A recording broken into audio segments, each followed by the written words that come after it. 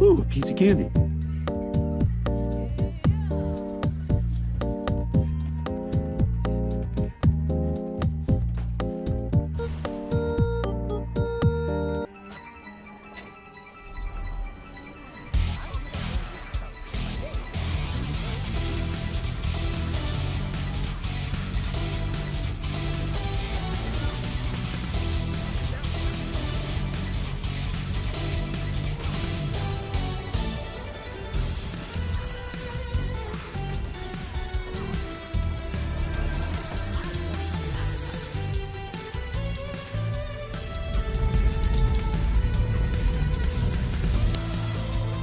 You have arrived just in time.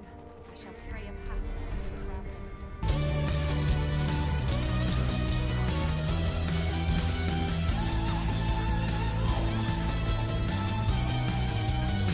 Jesus Christ!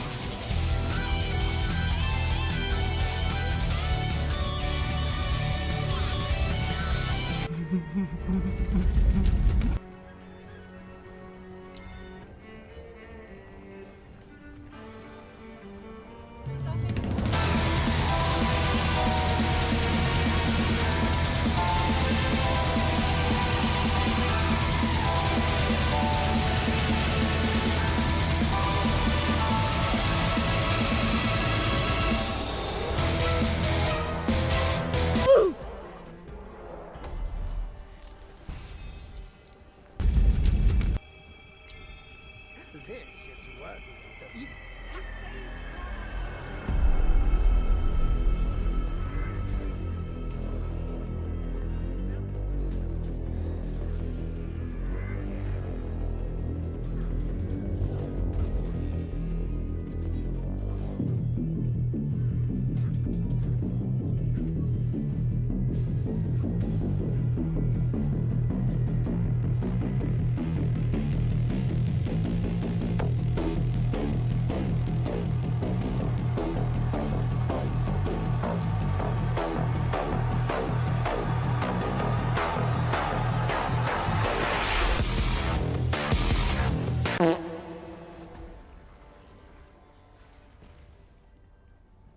Hello YouTube, welcome back. Today I wanted to show you one of the most powerful characters in Raven's Watch, the Monkey King, Sun Wukong. We'll go over the optimal talents, magical objects, and how you want to use his abilities to get the most out of him. For his talents, you'll want your starting one to be Supreme Polarity.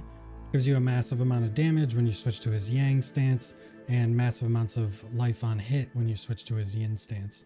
The standard talents you'll want to grab are Mantra of Balance, Stick Twirl, and Ringing Beads, as these contribute the most out of all the other talents. The other talents you'll want that help a lot are Resonance and Fiery Golden Eyes. And the last bit of talents you'll want that still contribute to your overall power but aren't as necessary, meaning they can be swapped for other things if you're unfortunate enough not to have them show up during your run, or you maybe prefer something else, would be Airbender and Thundercloud. Or you can settle with and 1-inch Punch if you prefer those. Airbender and Thundercloud are ideal for escaping and dealing tons of damage at the same time, whereas 1-inch Punch can contribute a ton of damage in a single hit, while also working as a way to keep you protected since it's activated during your parry ability. For your ultimate, you'll want Monkey Clones, and for the ultimate talent, you'll want Mantra of Replication or Army of Monkeys if you don't have Mantra of Replication unlocked yet. Now for magical objects, I'll go over these in a sort of tier-like fashion, since it's not always likely you'll see them or see what you want every single time. For top tier basic objects, you'll want Eternal Rose, Ogre Blood, Ace of Spades, Thunderstone, or Charmstone. Not or, and. For legendary, you'll want Nibelungen Ring, 7 League Boots, Excalibur, and Philosopher's Stone, which I do not have. And for cursed, you'll want Hungry Grass or Hope Diamond, which I also don't have. Now for the more situational or nice to have, you have Green Armor, Horn of Plenty, Fairy Dust, Golden Egg if gotten early enough, Raven Beak, and Raven Wing.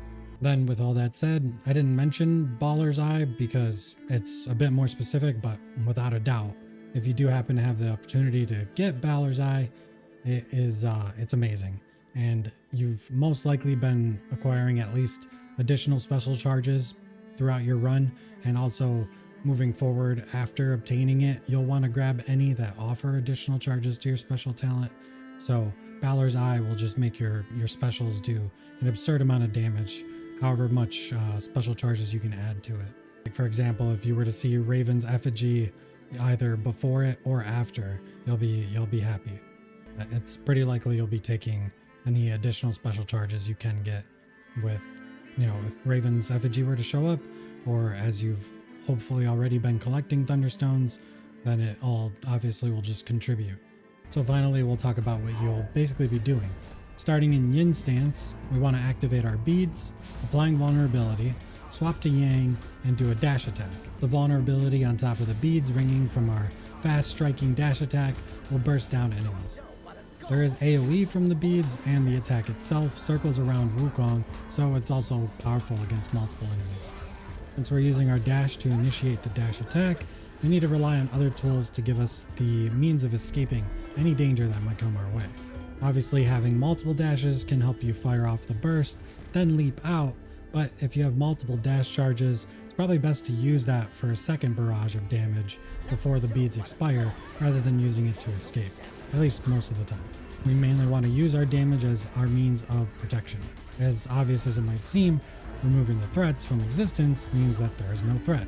But more realistically, we still want a reliable tool for safety in case there's anything left standing. After a burst damage opening, it's likely attacks will be coming your way now, in which case we can use our defense skill, Empty Palm, to avoid taking any damage whatsoever. The timing is pretty lenient, and since it refreshes immediately after blocking an attack successfully, this means we can use it multiple times, sometimes even just holding it when the attacks are bundled up together.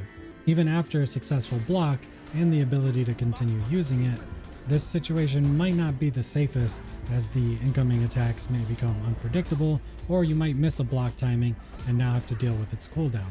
At this point, you'll want to use your power skill, which after the first hit of it, the follow-up hits makes Wukong intangible. Considering you're in the very center of a crowd of enemies, since that's typically the approach with this strategy, the power skill will now start on the nearest enemy, likely pixels away from you, thus quickly activating the intangibility portion of the skill during the next strikes. So from the center of a crowd of enemies, you'll now be striking towards the outer end, ending up away from all the previous danger.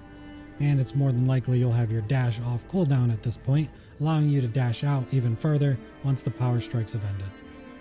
From this point, you can essentially rinse and repeat. If you did enjoy the video, a like would be super appreciated, as it does help out a lot, and subscribe if you want to see some more videos like this. Peace!